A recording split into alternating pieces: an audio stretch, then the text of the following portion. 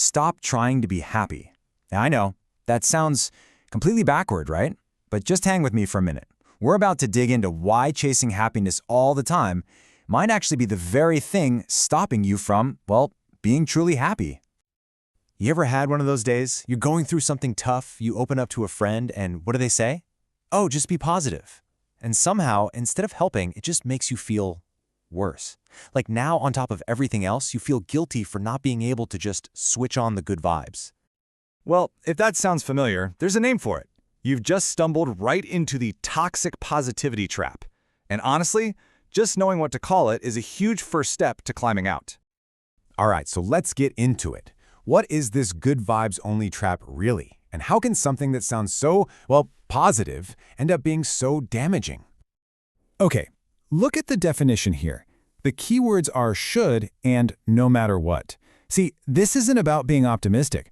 It's this rigid, almost forceful insistence on being positive, even when the situation is awful. It stops being encouragement and starts feeling like a command. And that's where the harm comes in.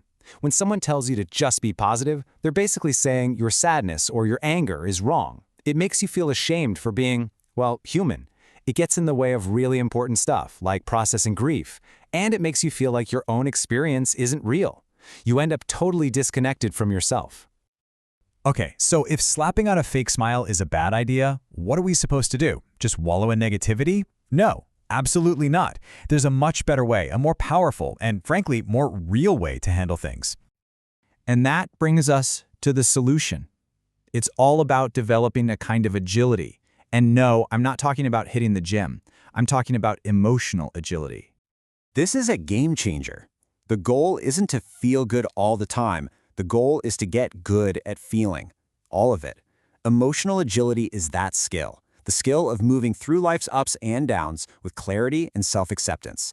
It's about facing reality head-on instead of trying to wish it away. This is the big mind shift right here. Think about it. Your frustration, your anxiety, all those tough feelings, they're not your enemies. They're not there to be destroyed. They're messengers. They're actually data. They're trying to tell you something important. Maybe something you care about is at risk, or a problem needs your attention. Okay, that sounds great in theory, but how do we actually do it, like in the real world? Well, it all starts by making a choice. We're choosing real, grounded acceptance over that fake, forced optimism. And just look at the difference here. That delusional optimism, it just burns up your energy pretending things are fine. But this kind of stoic acceptance, it plants your feet firmly in reality, which, by the way, is the only place you can actually fix anything. Your feelings stop being a sign of weakness and start becoming your best source of info. The whole goal shifts from just feeling good to actually responding well. So here's a super practical 4-step way to do this. First, just notice what you're feeling. Don't judge it, don't react, just notice it. Step 2, accept it. Just let it be there. No need to fight it. Then, number 3, investigate. Get a little curious. Ask yourself, what is this feeling trying to tell me? And finally, step 4, proceed. Make a choice about what to do next that's based on what you truly value, not just on the emotion itself. So what's the big payoff here? I mean, why go through the discomfort of facing these feelings instead of just pushing them away? The answer is huge. You build real resilience. And this is a complete flip of what most of us were taught. We think being resilient means you're like a rock, unbreakable, never bothered. But that's not it. Real resilience isn't about building walls to keep pain out. It's about getting really, really good at processing that pain. When you learn how to handle your tough emotions, you move through them. You don't get stuck in them for days or weeks. You learn what you need to learn, and you move forward. And honestly, that's a superpower. So in the end, real strength, real well-being, it's not about ignoring half of your emotions just to chase the good ones.